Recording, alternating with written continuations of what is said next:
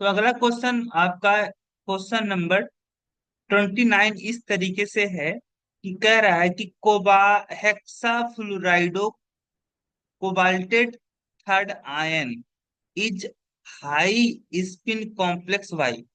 कह रहा है क्वेश्चन की आपका कुछ इस तरीके का आपका कॉम्प्लेक्स आयन है।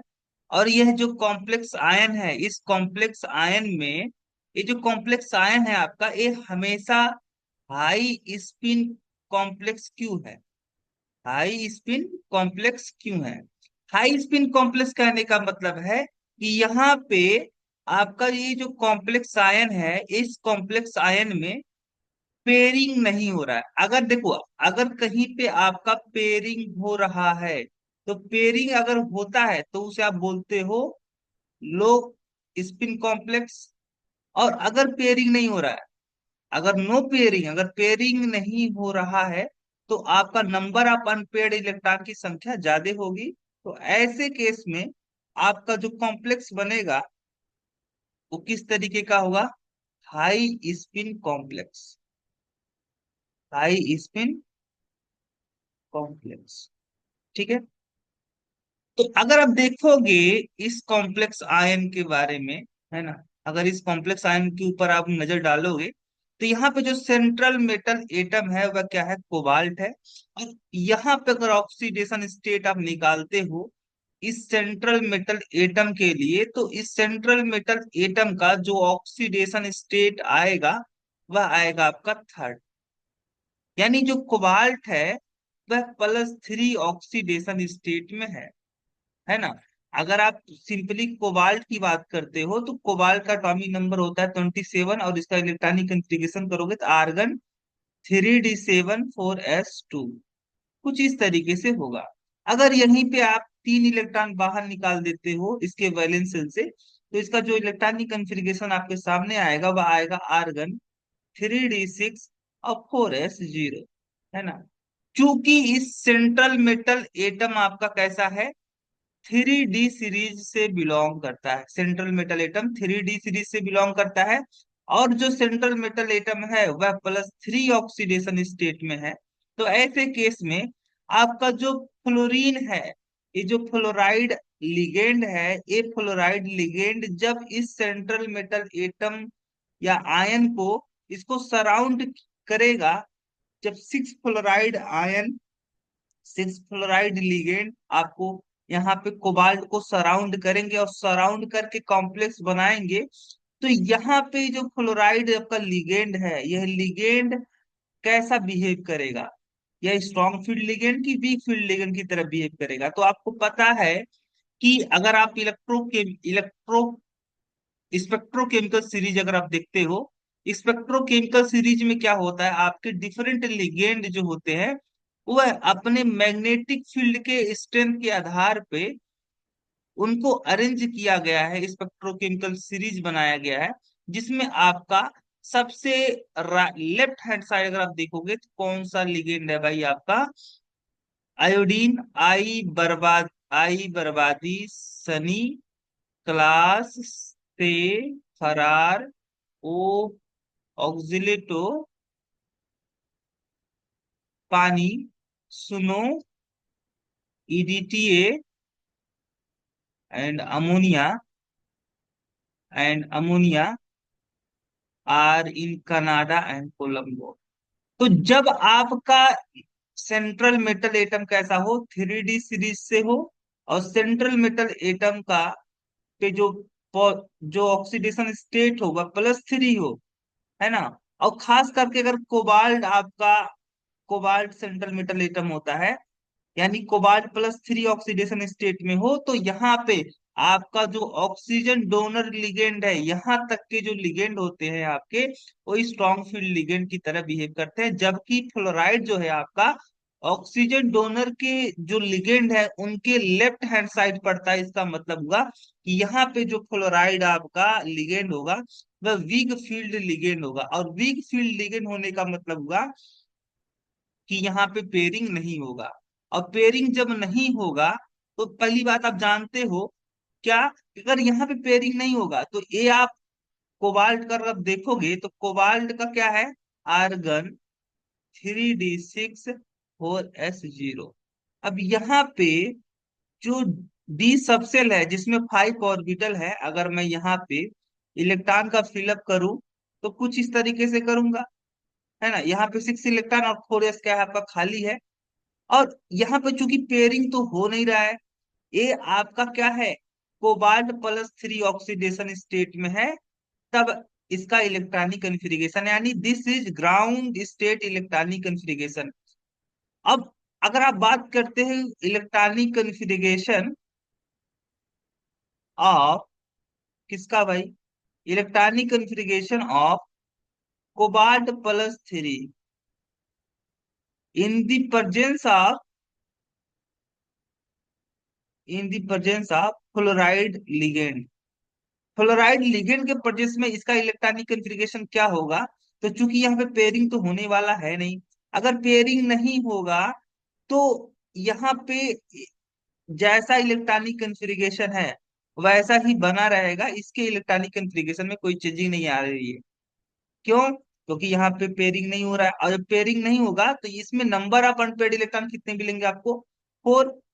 और इसकी जो मैग्नेटिक मूवमेंट होगा इस कॉम्प्लेक्स आयन का वह आपका हाई होगा। क्योंकि यहाँ पे पेयरिंग नहीं हो रहा है, इसीलिए यहाँ पे जो नंबर ऑफ अनपेयर्ड इलेक्ट्रॉन आ रहा है वो मैक्सिमम आ रहा है। वो 4 अनपेयर्ड इलेक्ट्रॉन इसके पास में है, और इसलिए इस कॉम्प्लेक्स आयन को हम लोग क्या बोलेंगे, हाई स्पिन कॉम्प्लेक्स।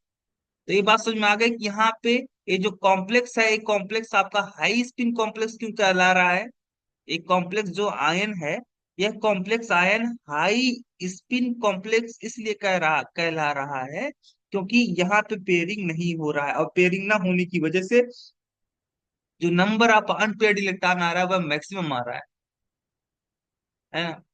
इसीलिए हाई स्पिन कॉम्प्लेक्स है। अगर आपका पेयरिंग होता है, अगर पेयरिंग होगा तो नंबर ऑफ अनपेयर्ड इलेक्ट्रॉन घट जाएंगे, और उसका मैग्नेटिक मूवमेंट भी क्या हो जाएगा, घट जाएगा।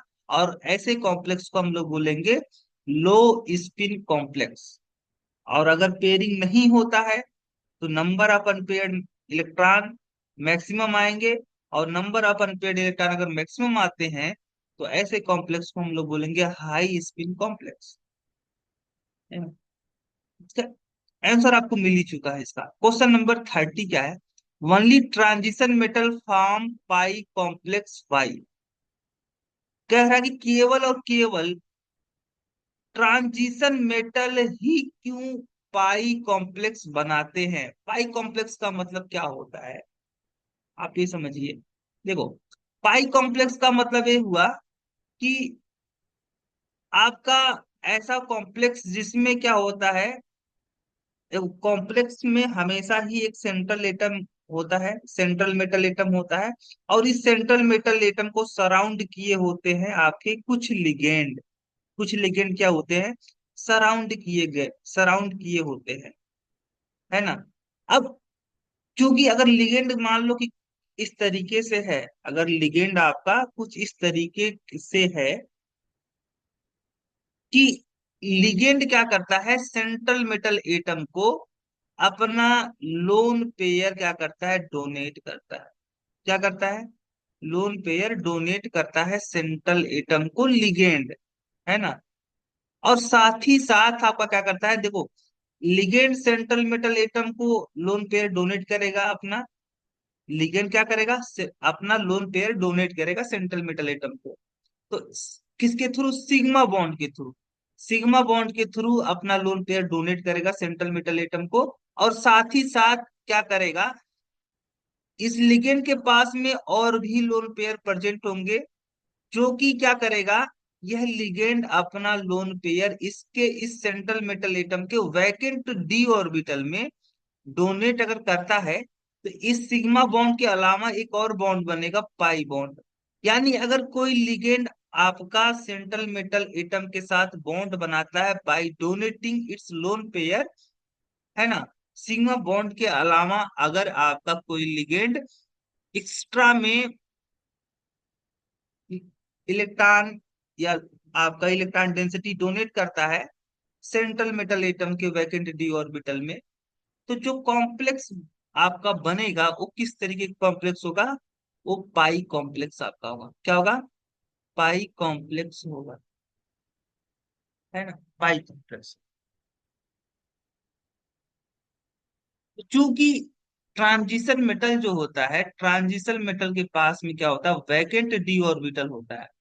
इसी वैकेंट डी ऑर्बिटल के साथ के कारण से, vacant D orbital, transition metal के पास में वैकेंट डी ऑर्बिटल होने की वजह से कोई लिगेंड इसके वैकेंट डी ऑर्बिटल में इलेक्ट्रॉन डोनेट कर करके पाई बॉन्ड बना सकता है। तो ऐसे कॉम्प्लेक्स जिसमें पाई बॉन्ड आपका बनता है, ऐसे कॉम्प्लेक्स को आप क्या बोलते हो? पाई कॉम्प्लेक्स। जैसे अगर मान लो सपोज दैट आपका, मान लो कि FeCO5 है ना, तो इसमें क्या है आपका? इसमें जो कार्बोनिल लिगेंड है, यह कार्बोनिल लिगेंड क्या करेगा? अपना लोन पेयर डोनेट करेगा इस सेंट्रल एटम को। और इस चूंकि ये आपका कैसा है? ट्रांजिशन मेटल है, इसके पास वैकेंट डी ऑर्बिटल भी होगा।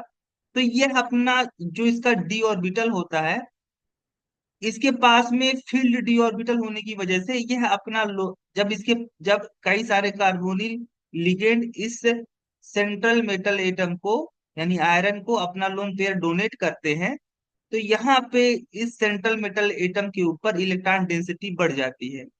और जैसे ही यहाँ पे इलेक्ट्रॉन डेंसिटी बढ़ती है, तो यह आपका जो आयरन होता है वह निगेटिवली चार्ज होने लगता है, और ये अपने निगेटिव चार्ज को खत्म करने के लिए, कम करने के लिए, यह क्या करता है? अपने वैकेंट डी ऑर्बिटल से इसके इस कार्बोनिल लिगेंड के पास में जो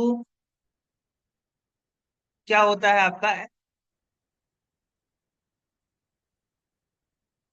pi star molecular pi star जो आपका ऑर्बिटल होता है, यह आपका लिगे सेंट्रल मेटल एटम, यह अपना लोन पेयर इस पाई स्टार वैकेंट ऑर्बिटल में क्या करता है? डोनेट करता है।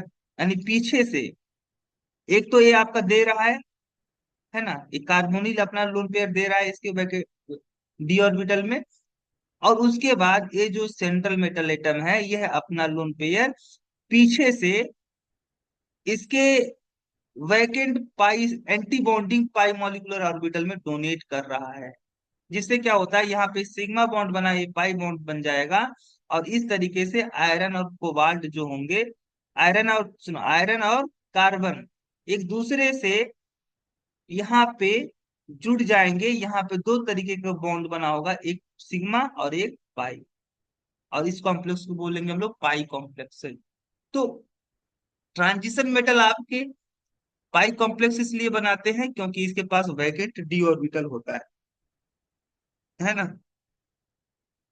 वैकेंट क्या होता है? डी ऑर्बिटल होता है। अच्छा, कह रहा है कि write the relationship between delta O. Delta O का मतलब क्या होता है? डेल्टा ओ का मतलब होता है आपका, देखो डेल्टा ओ का, ओ किसके लिए स्टैंड है आपका? ओ स्टैंड है आपका ऑक्टाहेड्रल कॉम्प्लेक्स के लिए। ऑक्टाहेड्रल कॉम्प्लेक्स के लिए यह लिखा गया है डेल ओ। और डेल्टा का मतलब हो गया आपका crystal field splitting energy. Crystal field splitting energy, field splitting energy. यानी जब आपको पता ही है कि अगर आप क्रिस्टल फील्ड थ्योरी के हिसाब से बात करते हो, तो क्रिस्टल फील्ड थ्योरी में क्या होता है आपका? जो सेंट्रल मेटल एटम होता है, सेंट्रल मेटल एटम को हम लोग कंसीडर करते हैं as a positive charge point. Positive charge point, है ना। और जो एनायनिक लिगेंड होते हैं उसको हम लोग कंसीडर करते हैं as a negative charge point. Negative charge point. या मान लो कोई आपका जो लिगेंड है वह लिगेंड न्यूट्रल है, तो न्यूट्रल लिगेंड को हम लोग कंसीडर करते हैं एज ए डाइपोल, है ना। तो जब आपका क्या होता है कि सेंट्रल मेटल एटम, जब आपका लिगेंड क्या करता है? सेंट्रल मेटल एटम के करीब आता है, यानी आपका जो लिगेंड होता है वह जब इंटरेक्ट करना स्टार्ट करता है सेंट्रल मेटल एटम के साथ में, तो सेंट्रल मेटल एटम के पास में जो डी सबसेल होता है ना, उनकी एनर्जी क्या होने लगती है, बढ़ने लगती है। और जब नजदीक आ जाता है लिगेंड सेंट्रल मेटल एटम के, तो यहाँ पे जो डी सबसेल होता है वह स्प्लिट कर जाता है इनटू T2G एंड Eg। क्या हो जाती है, स्प्लिटिंग हो जाती है। तो जो डी सबसेल था जिसमें 5 ऑर्बिटल थे आपके, डी सबसेल में कितने कितने थे, 1 2 3 4 5। डी सबसेल में 5 डी सब ये आपका डी सबसेल है, और डी सबसेल में 5 d ऑर्बिटल हैं। कितने ऑर्बिटल हैं, 5 d ऑर्बिटल हैं। 5 d ऑर्बिटल है किसमें, 5 d ऑर्बिटल है आपके डी सबसेल में। और जब यह आपका लिगेंड जो होता है वह सेंट्रल मेटल एटम के करीब आने लगता है, तो इन ये आपके सारे डी ऑर्बिटल कैसे हैं, सारे डी ऑर्बिटल की एनर्जी सेम है। और ऐसा क्या होता है, देखो, जब सारे डी ऑर्बिटल की एनर्जी सेम होती है तो आप उसे बोलते हो डी जनरेट डी ऑर्बिटल। क्या बोलते हो, डी जनरेट डी ऑर्बिटल, है ना। ये सारे आपके डी ऑर्बिटल की एनर्जी क्या है, सेम है। तो ऐसे केस में आपके जितने भी डी ऑर्बिटल है वो सारे डी ऑर्बिटल क्या कहलाएंगे, डी जनरेट कहलाएंगे। यानी ऑल 5 डी जनरेट जो ऑर्बिटल है, ये इसकी एनर्जी बढ़ जाएगी जब लिगेंड इसके पास नजदीक आना स्टार्ट करेगा। और जब इसके बहुत नजदीक आ जाएगा, एक डिफरेंट डिस्टेंस पे आ जाएगा लिगेंड, तो पता चलेगा कि यहाँ पे जो डी ऑर्बिटल था वह दो हिस्सों में बट गया। एक T2G बोलते हैं और एक हम लोग बोलते हैं Eg। ऐसा केस कहाँ पे होता है, ऑक्टाहेड्रल फील्ड में, ऑक्टाहेड्रल कॉम्प्लेक्स में। तो T2G और Eg के बीच जो अंतर होता है, एनर्जी का जो डिफरेंस होता है, उसे आप बोलते हो क्या, crystal field splitting energy in octahedral complex. तो वही पूछ रहा है कि यहाँ पे डेल्टा O और डेल्टा T में क्या रिलेशनशिप है। डेल्टा T का मतलब crystal field splitting energy in tetrahedral complex, in tetrahedral complex. तो अगर हम देखते हैं कि डेल्टा O जो वैल्यू होती है, डेल्टा O की जो वैल्यू होती है वह ज्यादा होती है in compare to delta T। Octahedral complex में जो splitting energy, crystal field splitting energy आती है, जो T2G और Eg के बीच जो अंतर आता है वह ज्यादा होता है in compare to tetrahedral complex. और डेल्टा O जो होता है वह डेल्टा T का 4/9 गुना होता है। कितना गुना होता है आपका, 4/9 नहीं, यहाँ पे डेल्टा T इक्वल टू होता है 4/9 डेल्टा O, है ना। तभी तो आपका डेल्टा O ज्यादा होगा। तो ये रिलेशनशिप होता है आपका किससे किसके बीच में भाई, तो डेल्टा T और डेल्टा O के बीच में यही रिलेशनशिप होता है ना।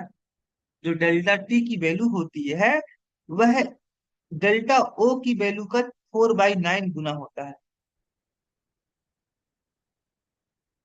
है ना।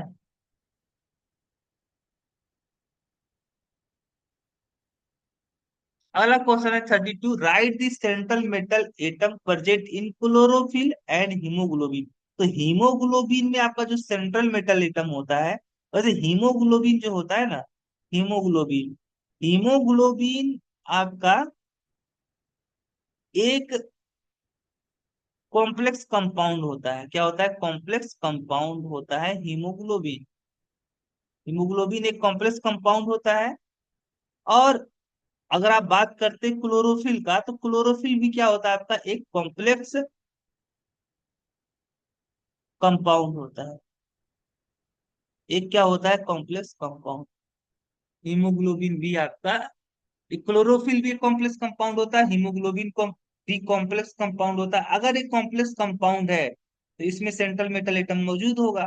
तो क्लोरोफिल में आपका मैग्नीशियम जो होता है वह सेंट्रल मेटल एटम होता है, और हीमोग्लोबिन में आयरन आपका क्या होता है, सेंट्रल मेटल एटम होता है। अगला है क्वेश्चन आपका कि बोथ, एक कॉम्प्लेक्स है भाई आपका टेट्रासाइनाइडो कोबाल्ट, कोबाल्टेड थर्ड आयन। एक कॉम्प्लेक्स आयन यह है, और एक कॉम्प्लेक्स आयन आपका है COF6 पे 3 नेगेटिव चार्ज। ये दो कॉम्प्लेक्स आयन है, और दोनों चूंकि यहाँ पे होल सिक्स है ना, हेक्सा साइनाइडो कोबाल्टेड थर्ड आयन, और ये है आपका हेक्सा फ्लोराइडो कोबाल्टेड थर्ड आयन। ये दोनों जो कॉम्प्लेक्स आयन है, दोनों ऑक्टाहेड्रल है, बट इनमें क्या डिफरेंस है, what is difference between them. तो यहाँ पे देखोगे तो जो कोबाल्ट है वह क्या है, आपका +3 ऑक्सीडेशन स्टेट में है, प्रेजेंट है। और जब कोबाल्ट +3 ऑक्सीडेशन स्टेट में प्रेजेंट है, और आपका लिगेंड कैसा है, फ्लोराइड लिगेंड है, तो फ्लोराइड लिगेंड इस सेंट्रल मेटल यानी कोबाल्ट +3 आयन के साथ में कैसा बिहेव करेगा ये। तो ये आपका यहाँ पे जो फ्लोराइड आयन है, जो फ्लोराइड लिगेंड है, यह आपका वीक फील्ड लिगेंड की तरह बिहेव करेगा। कैसा बिहेव करेगा, वीक फील्ड लिगेंड की तरह बिहेव करेगा। अगर वीक फील्ड लिगेंड की तरफ बिहेव करेगा, तो यहाँ पे क्या कोई पेयरिंग होगा।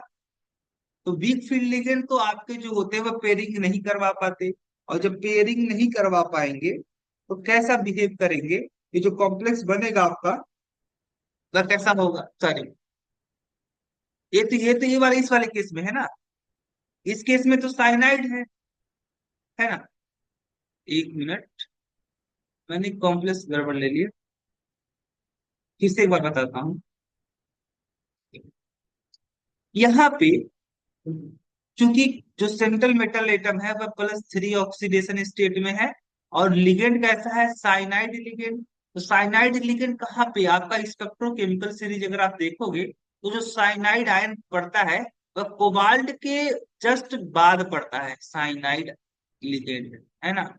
तो यहाँ पे साइनाइड जो लिगेंड होगा वह कैसा बिहेव करेगा, आपका स्ट्रॉन्ग फील्ड लिगेंड की तरह बिहेव करेगा। और अगर स्ट्रॉन्ग फील्ड लिगेंड की तरह बिहेव करता है साइनाइड लिगेंड, तो यहाँ पे क्या पेयरिंग होगा, यस पेयरिंग होगा। अगर पेयरिंग होता है तो जो कॉम्प्लेक्स बनेगा वह कैसा बनेगा, लो स्पिन कॉम्प्लेक्स, लो स्पिन कॉम्प्लेक्स, लो स्पिन कॉम्प्लेक्स बनेगा, है ना। कैसा कॉम्प्लेक्स बनेगा, लो स्पिन कॉम्प्लेक्स बनेगा।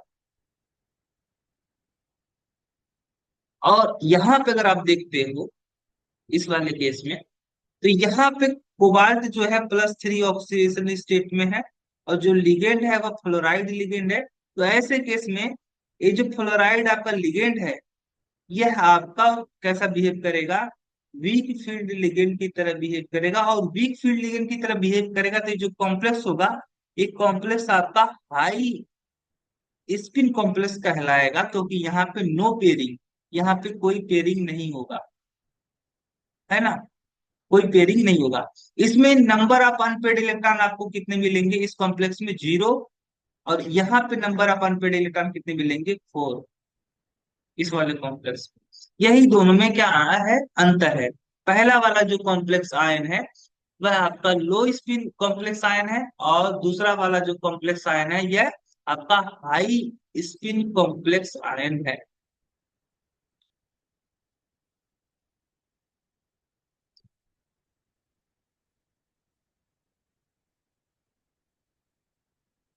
अच्छा, अगला वाला देखते हैं। How will you prove that this complex and this are ionization isomer. तो हम कैसे प्रूफ करेंगे कि ये जो कॉम्प्लेक्स है आपका CONH3 का होल 5 क्लोरीन और यहाँ पे सल्फेट, और दूसरा कॉम्प्लेक्स है CONH3 का होल 5SO4, है ना। कैसे हम प्रूफ करेंगे, ये दोनों जो कॉम्प्लेक्स हैं आपके, ये दोनों कॉम्प्लेक्स एक दूसरे के क्या है, यहाँ पे जो आइसोमेरिज्म शो करेंगे एक दूसरे के रिस्पेक्ट में, ये दोनों कॉम्प्लेक्सेज, वह कैसा आइसोमेरिज्म होगा, ionization isomerism, ionization isomerism, isomerism. यानी ये दोनों जो कॉम्प्लेक्स हैं एक दूसरे के आयोनाइजेशन आइसोमर हैं। हम कैसे प्रूव करेंगे, तो अगर मैं फर्स्ट वाला जो कॉम्प्लेक्स आपका है, कॉम्प्लेक्स कंपाउंड है, फिर फर्स्ट वाला अगर मैं फर्स्ट वाले कॉम्प्लेक्स की बात करूं, कॉम्प्लेक्स कंपाउंड की बात करूं, और इस देखो तो फर्स्ट वाला जो कॉम्प्लेक्स कंपाउंड है, इसका जो एक्वस सोल्यूशन होगा, अगर मैं इसके एक्वस सोल्यूशन में बेरियम क्लोराइड ऐड करता हूं, तो यहाँ पे जो फर्स्ट वाला कॉम्प्लेक्स कंपाउंड है, यह कैसा आपका क्या बनाएगा, एक वाइट प्रिसिपिटेट बनाएगा, बेरियम सल्फेट। एक वाइट प्रिसिपिटेट बनाएगा क्या, बेरियम सल्फेट, है ना। इस और दूसरा वाला जो कॉम्प्लेक्स आपका है, दूसरा वाला कॉम्प्लेक्स है ना, जिसमें काउंटर आयन के रूप में क्लोराइड आयन प्रेजेंट है। अगर दूसरे वाले कॉम्प्लेक्स कंपाउंड के एक्वस सोल्यूशन में अगर मैं डिसॉल्व करता हूं क्या, अगर दूसरे वाले कॉम्प्लेक्स कंपाउंड के एक्वस सोल्यूशन में मैं डिसॉल्व करता हूं सिल्वर नाइट्रेट, तो यहाँ पे आपको क्या मिलेगा,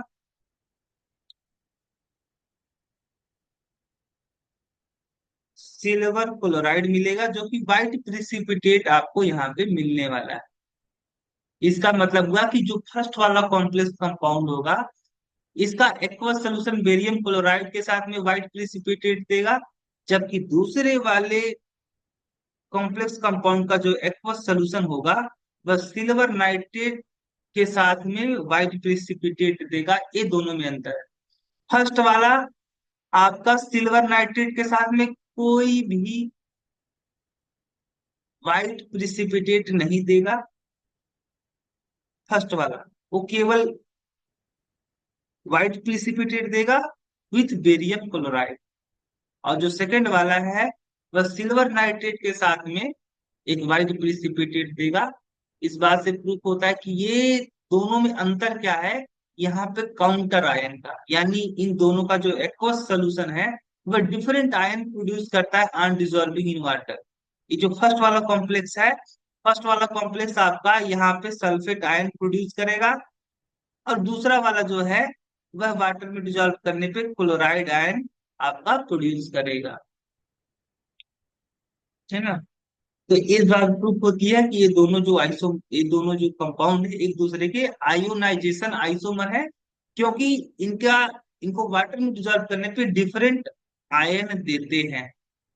इनको वाटर में डिजॉल्व करने पे ये डिफरेंट आयन देते हैं, इसीलिए ये दोनों आइसोमर कैसे होंगे, आयोनाइजेशन आइसोमर होंगे, है ना? अगला है आपका, on the basis of distribution of electron in d orbital, explain why complex are colored white। अब डिस्ट्रीब्यूशन के आधार पे इलेक्ट्रॉन का डिस्ट्रीब्यूशन इन डी ऑर्बिटल में इलेक्ट्रॉन के डिस्ट्रीब्यूशन के आधार पे आप एक ये एक्सप्लेन करिए कि क्यों कुछ कॉम्प्लेक्स जो होते हैं वह कलर्ड होते हैं, कुछ कॉम्प्लेक्स रंगीन क्यों होते हैं।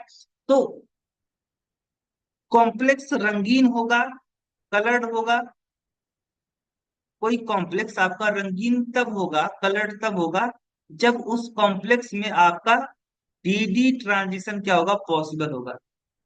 डीडी ट्रांजिशन क्या होगा आपका, पॉसिबल होगा। अगर डीडी ट्रांजिशन पॉसिबल होता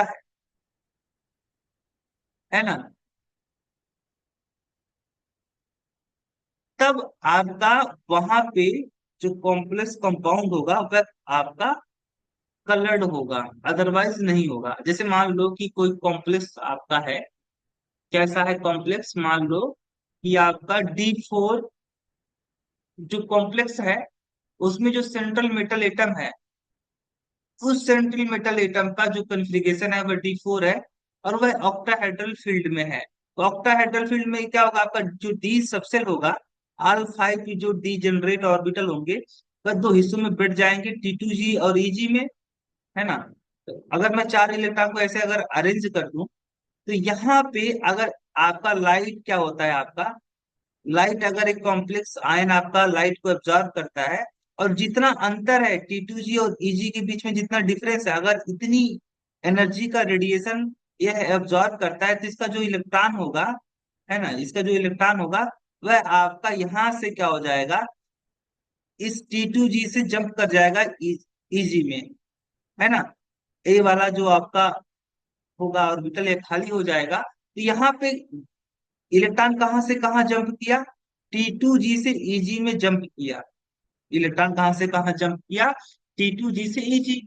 T2G एक टाइप का डी ऑर्बिटल ही तो है, एक्सियल डी ऑर्बिटल है ना। Sorry, non axial D orbital है। और Eg जो है, Eg यह आपका एक्सियल डी ऑर्बिटल है तो दोनों डी ऑर्बिटल ही, है ना।